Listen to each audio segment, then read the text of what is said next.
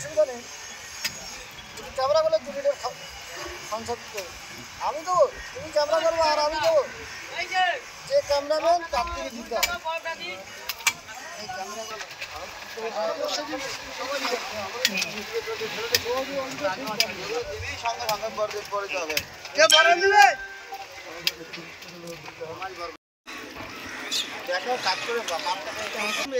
Camera ঠিক করো, হ্যাঁ এরকম করো ক্যামেরা।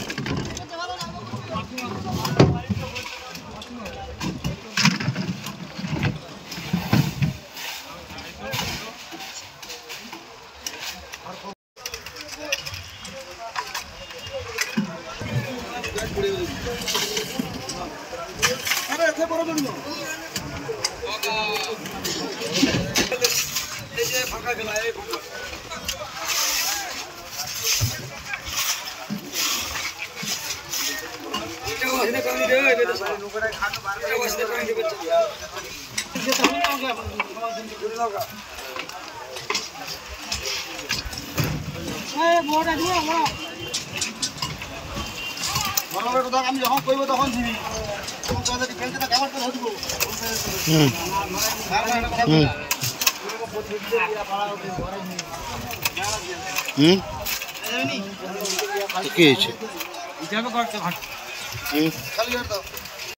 হ্যাঁ, দীর্ঘদিন বাদে ট্রলারগুলো ফিশিংয়ে গিয়েছিল, তো এই মুহূর্তে ট্রলারগুলো ফিরতে শুরু করেছে এবং আমাদের কাছে যেটুকু খবর আছে বেশ কিছু ইলিশ মাছ পড়েছে এবং এটা এই মরশুমের সবচেয়ে ভালো ইলিশ মাছ বলা যেতে পারে।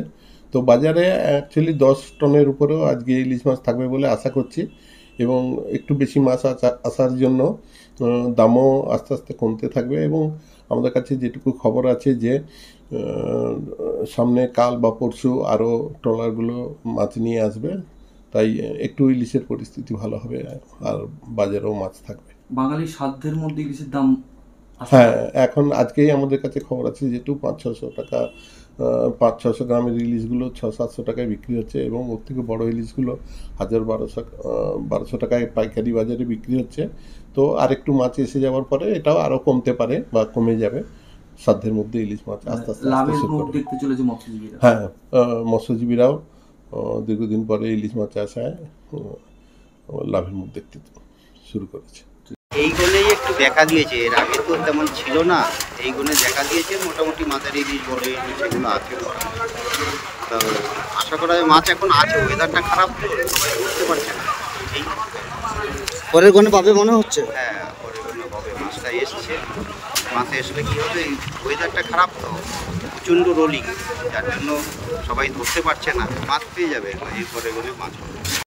ওই নাই এই তো এখনো হয়েছে, মাছের সাইজ বাড়াতে বড় মাছ আসছে, এমন ছোটো মাছ না, মানে ঠাকুরে আবার আসা এবং মাছ ভারতবর্ষে আসছে। এখন আরও 3-4টি লস হয়েছে, বিশাল লস। এখন এবার টুকটাক এখন এবার এই যে পরের গণে যাবে আরো ভালো মাছ পাবে আশা করছো? হ্যাঁ আশা করছি পাবো, আশা করছি।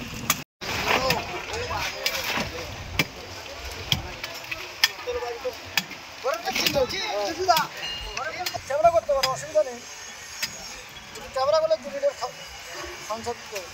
আমি দেবো, তুমি ক্যামেরা করবো আর আমি দেবো।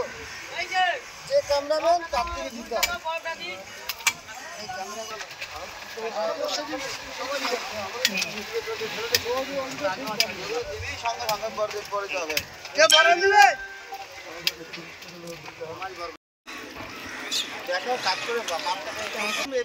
ক্যামেরা দিক করো, হ্যাঁ এখন করো ক্যামেরা।